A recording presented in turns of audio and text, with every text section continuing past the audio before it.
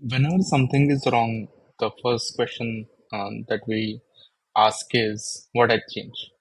Because that is the way to get to the root cause of a problem as quickly as possible.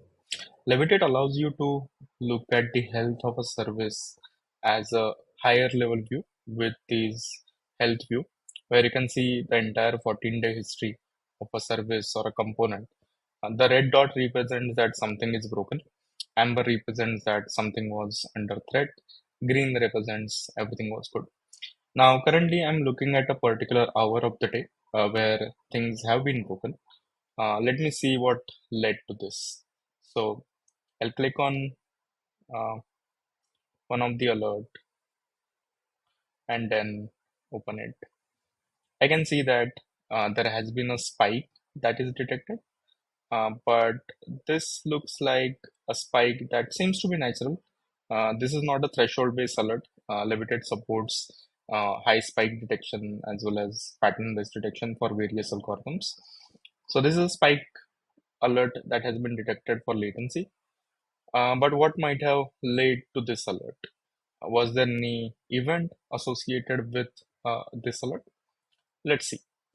I select this tenant ships cart label, and now what I can see is I see a marker, an event which just happened 3 minutes ago before the alert was raised.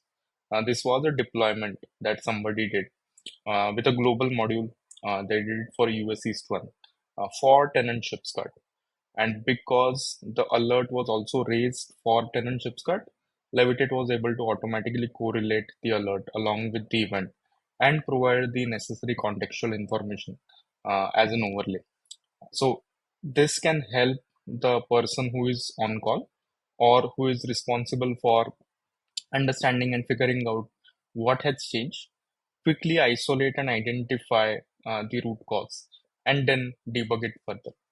This basically saves you a time to quickly identify what might have gone wrong.